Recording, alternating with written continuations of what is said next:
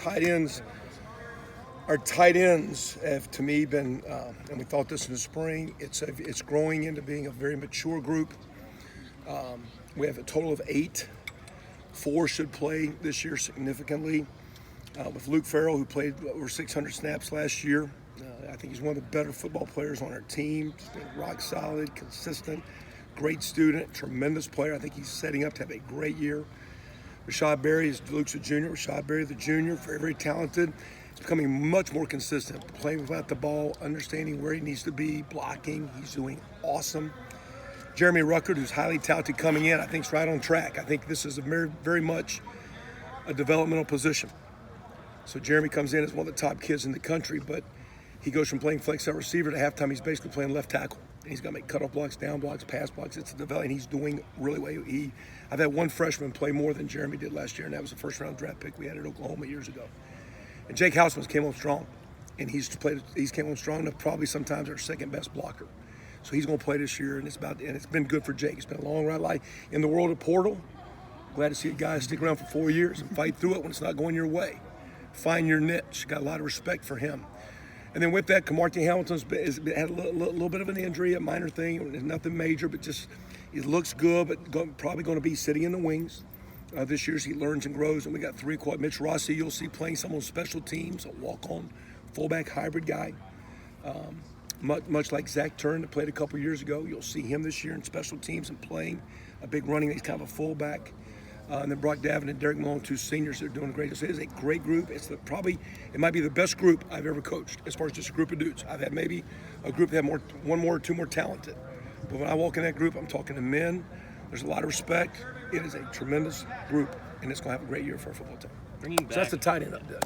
Bringing back just all of those major. But we're the last group you bring out, right? Yeah. So you guys don't talk about it.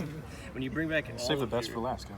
All of your major contributors, how much development have you seen from last year to this year from all those guys? It started 2 years ago with Marcus Ball, who was a talented guy, was a little bit out of whack, and we had a little deal where somehow he kind of balled in and started practicing good.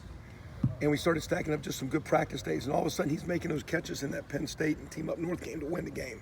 And a guy that people were down on became, the player of the game in one of those big rival games and finished up strong. Well, that carried into last year. Last year, those guys were immature enough. Maybe they didn't pop, but they were growing. I think this year you're going to see a group that's going to pop, making some of those individual plays, and they're going to be guys that when you don't see things going on, they're making those cutoff blocks. They're blocking in the perimeter. They're firming up some pass pro and helping us pass block. It is very much a developmental position. I consider myself pretty much a developmental coach, being a line kind of guy. These guys are growing, and they have great futures for that, short term and long term. There's some tremendous football players in this position. Kevin, when you talked in the summer, you mentioned with the strength of that unit and the possibility of playing 2 guys more often, 2 tight personnel.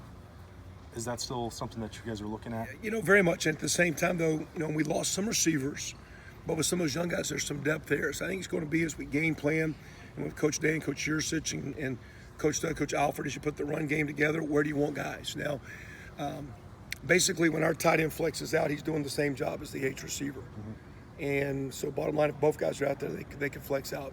Sometimes, if we're putting the H receiver right by the edge, sometimes they're getting in the way, sometimes they're decoys. But so we can, it's not rocket science, but what we'll do is play to the strength of those guys. If they can't run certain routes, you don't run that concept with them. And you don't run that route just because maybe speed.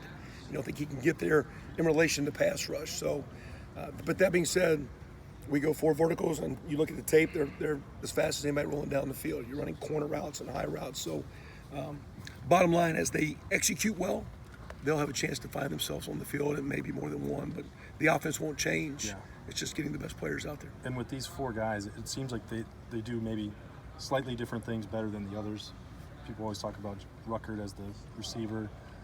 Farrell seems like an all-around better blocker. I mean, do you get to mix and match based on what these?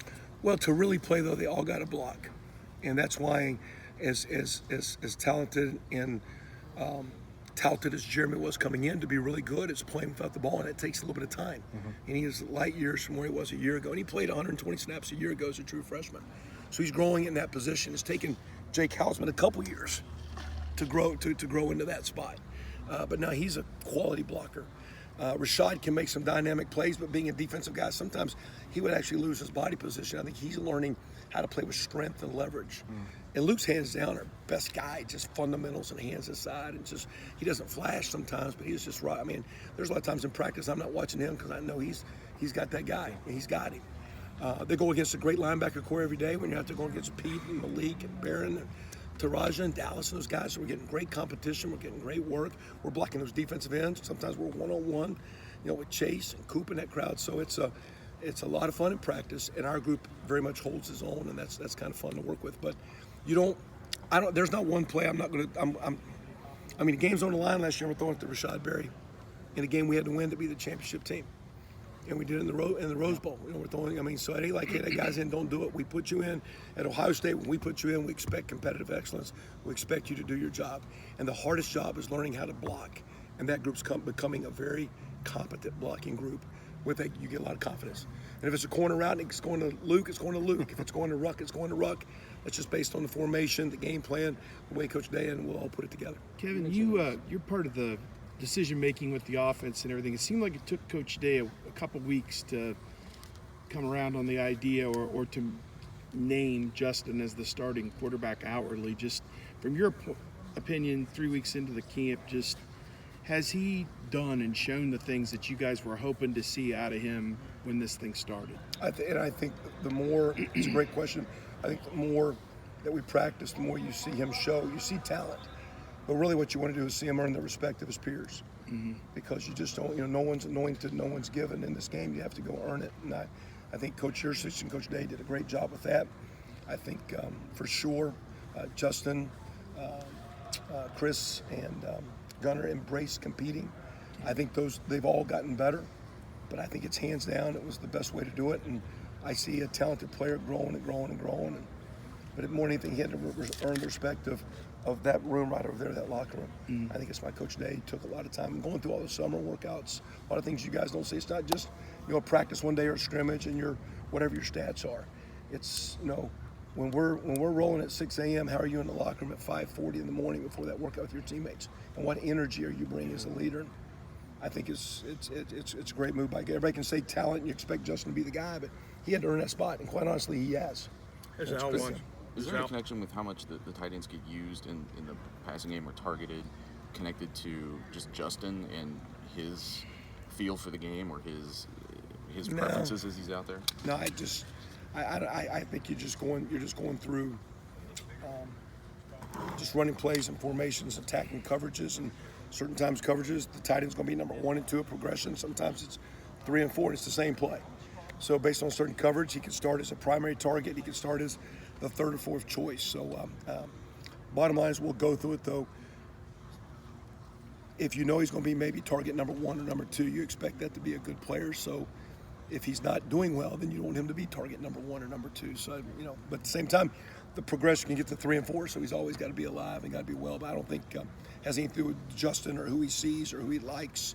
It's really, we're a team that sometimes we run what we call specific plays, and no matter what the defense runs, we're running this play. And then sometimes they're exact to a specific defense that we're seeing. And based on that defense, we like that matchup.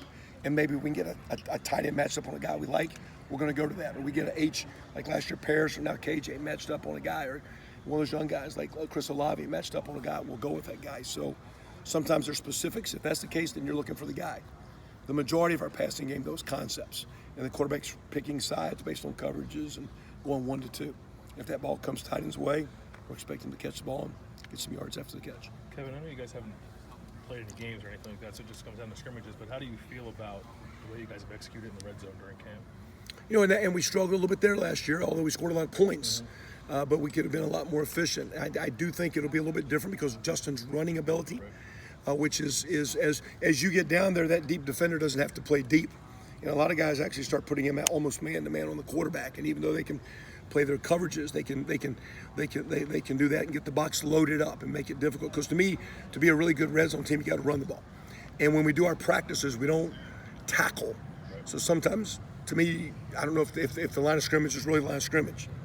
Did we move the pile or is it down? So we've worked that situation a lot. We've worked a lot in passing for the defense and offense to understand coverages and routes that we want to do and the coverages our defense wants to put in. We've worked it not every day, but almost every other day.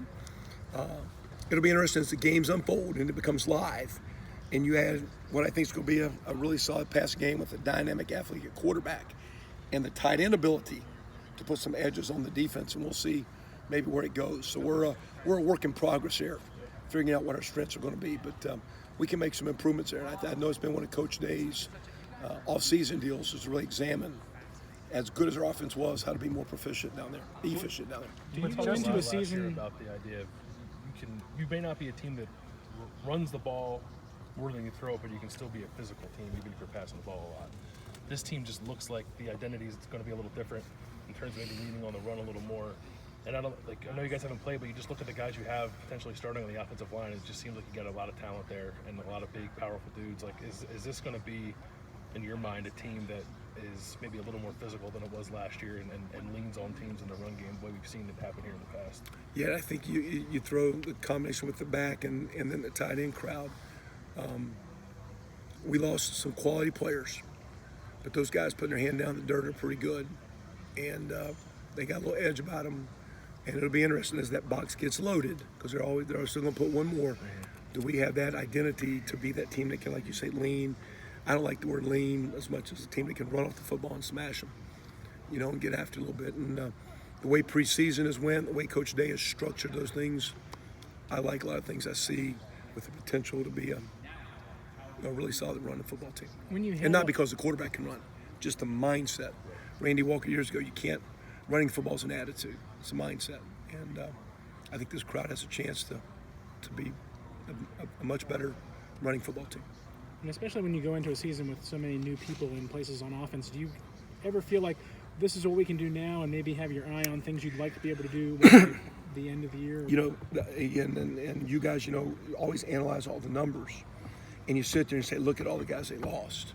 But this has been one of the best preseasons because we actually have some experience, but it's youthful. Mm-hmm. And a youthful guy is really not, quote, burned out with practice or thinks he has the routine down. Chris Olave's played a lot, but he's a young guy still learning how to play those tight ends. Luke's played the most. And Rashad being an older guy, he's played defense. He played 260 some, maybe a little bit more than 300 some snaps last year. But Rucker is a sponge wanting to grow and get better. That offensive line with Wyatt and Josh Myers, and Alabi has started, but he's been out. Jonah was a starter. Jackson came, but this is new. Thayer's still a third-year guy. Josh Alabi hasn't played, so Josh Alabi has started. Thayer has started. Alabi has started. Jonah has started. Wyatt has started. Josh Myers is really good. So you got all those guys that are new guys, but you don't feel like they're rookies. And you think they understand where to go, and you think they understand how you want them to practice. So the educational side of what we want to do is not like every day, like you feel like you're at ground zero. You've got a young football team that has the energy and the youthfulness that they want to practice, but you also have some experience that you don't feel like you're in right field and you're always teaching. They understand. So it's one of the more unique. Dobbins, he's a third year. He's a third year guy, and he's one of the most prolific backs in our school history. But he's a third year guy. So it's kind of neat every day in practice. You feel like you're going out there with a lot of energy, but a lot of young guys that want to get after it, learn and grow. And it's been a fun preseason. Preseason's this tough, and everybody talks about the grind. Our guys are getting after it. We know when to kind of zero it in. It's been a lot of fun this preseason working with this crowd. With Josh and Wyatt, is the third year kind of the ideal year for a lineman to kind of be? Second or third just kind of takes the same. I think, and that's why I think those tight ends are the same deal, because you're really learning how to block in the pad level and how to do it, follow the techniques, all the thinking, all the schemes, all the fronts, and then how to be a really good football player. It takes a little bit of time. And sometimes by need, you're playing a freshman or the guy's really good. A lot of years it's year 2 and year 3. And we even got guys like I'm talking about the development of Jake Hausman, development of Gavin Cupp in year 4, development of Josh Alabi, who's played some in year 4 or 5. So it takes time. And in this day and age, when everybody wants it now, it's frustrating. It's portal, here I come. It's nice to see some of these guys at a great place, weather the storm, go through all the things that we can provide and develop into being what I think are going to be really good football players. And Ryan said something that's sort of interesting. You've sort of got you've got a certain number of guys who are on like the 3-year plan, and then guys who are kind of on the 5-year plan, and like they're coming around and it's becoming their time. And you've been at a lot of different places, every kind of level. what is it like to sort of see how a team comes together that way? With it, you've got some young veterans and some old guys that haven't played very much, and it all sort of comes together. And you say 3-year plan, meaning Well, sort of like I'm a guy like three, J.K., who's already experienced, and he's now, so he's a veteran, even though he's only in the third year. Yep. And some guys that may be in a third year on offense or defense and say, this is a money year for me. If I have a great year, I'm gone. And you have the 5-year guys where it's like, this is my last chance, and sort of have that all kind of congeal. It's sort of, what's that like from a coach's perspective? Well, in one, I think it's a credit to this place that some guys will weather and fight to be the 5-year guys. And like I say, I'm of all the guys I'm coaching right now, I'm probably as proud of Jake Hausman as anyone. Because he's not played as much as maybe he should have or have wanted to play. But quite honestly, wasn't right now. He's ready. He's ready to play. He's going to play early. He's going to play for us. He's going to be a major contributor, offense and special teams. So to me, it's a credit to his family. It's a credit to his high school upbringing. Credit to him that he's a guy that will stick in there and work. And when you got an environment like this with so many resources, and if you'll come with your talent and you'll put it to the grindstone every day and work, you get a chance for great things to happen. So it's nice to see the 3rd-year guy that's hungry, wanting to have, quote, his money year, a big year. But it's nice to see those 4th-year and 5th-year guys weather the storm and experience the greatness of being a great college, or a heck of a college player at a great place. I think it's good to have that mix of guys who are super talented, but then you've got some of those super mature guys too. I think that's why, to me, this preseason's been kind of pretty special. It's everyday coaching, every day in that meeting room. It's not been boring. It's not been dull. You've got kids that are bringing energy, whether it be the 4th and 5th-year guy that's hungry or the 3rd-year guy that really wants to experience the elite side of playing personally. And ultimately, it's not about him individually, it's about us as a group. Collectively, we lost a lot, but we bring a lot back, and that's a chance. If we can keep our chemistry and keep these guys tight and keep them growing, we have a chance to be a really good group. Kevin, I know you've gotten a version of this question 10 times already, so I apologize, but in any offense, what needs to be in place for you to decide that we're going to take the tight ends and put them out in the slot sometimes and try to use some of those matchups? And do you have an offensive scheme here and personnel here that may lead you guys to try that?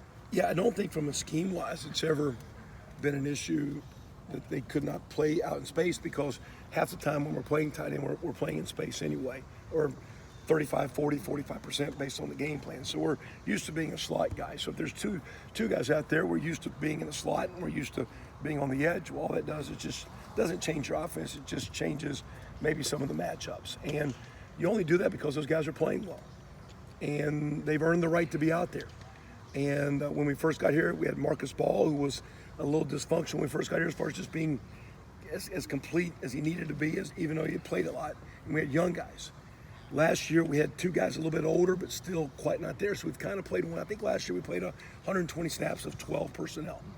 We're playing the Michigan State up there at the end, or some 12 or something. So the short yardage isn't going. So they've been out there some. If they get out there more, it's because they're performing, and Coach Day has confidence that they can do some things. And that being said, if the one tight end's out there, they can both be there. If one tight end flexes out, they can both flex out. And then from there, Coach Day can decide what concepts he feels fits in a passing deal, him and Coach Yursich. We can decide in the run game, Coach Doug, Coach Alfred, myself, what we like in the run game, and we'll use those guys based on their ability to perform. To me, Jake Hausman, I've been talking a little bit about, has earned the right this year to play, but I'm really excited to see when he gets in those games early, because he's played some, but not enough, how he performs. And the more he's practiced well enough to earn the right to go play. Now, when you walk in the arena, and when called upon, as he plays, you might see roles increase. You could easily see roles decrease. It's just based on performance. Certainly, from here, it seems like with the depth you have at your position, it seems like there'd be a lot of opportunities for you guys to be in 12 personnel that could be advantageous. Yeah, but you put you put Rucker out there and say he's bigger, he can block.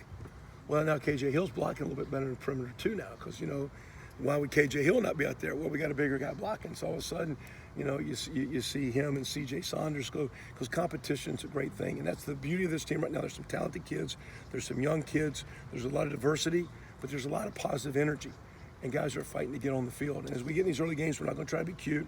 We're not going to try to be, some of these guys that just earn the right to play, whether it be one tight end, 2 tight ends, and Coach Day and myself, Coach Yursich, will kind of work through that these first couple weeks. And I don't think it's anything going to be radical. We'll just see how they perform.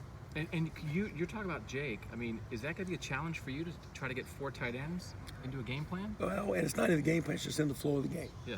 You know what I'm saying? Just and because quite honestly, there's enough confidence that you want to do that. But we'll see. That doesn't mean they're all going to be on the field at one time. Yeah. Also, though, you don't want to be like a basketball team and you're rotating guys around. And guys sitting around getting cold. You want guys to get in rhythm. So there's a little bit of science, a little bit of art to it. And at the same time, I've done this long. If I said this was going to happen, it never happens. Yeah. Hey, you're going to play the second drive. No, you're not. I mean, so there's no predictions. Sports writers say that all the time. But I'm excited about this group. It's hands down. I tell them this repeat, the best group of guys I've coached. And I'm talking the walk-on now. I might have one kid here a long way, but just as a group, I walk in the room. I'm talking to men, and we're having some real conversations about how to play, how to live, how to work, and it's a fun group. And it started a few years ago when this kid named Marcus Ball just bought into practicing hard, and everybody just watched, and it's kind of taken off.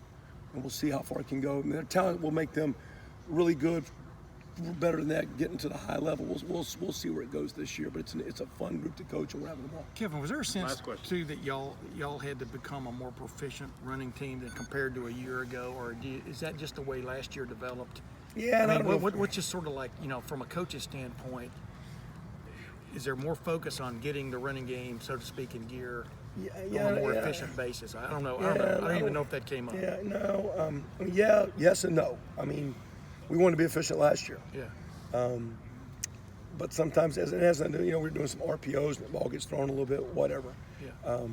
Dwayne is a good runner, but we didn't want him to run a whole bunch. He wasn't a great runner. He's more of a throwing guy. As he got hot, you leaned on the passing game. You had those great receivers outside.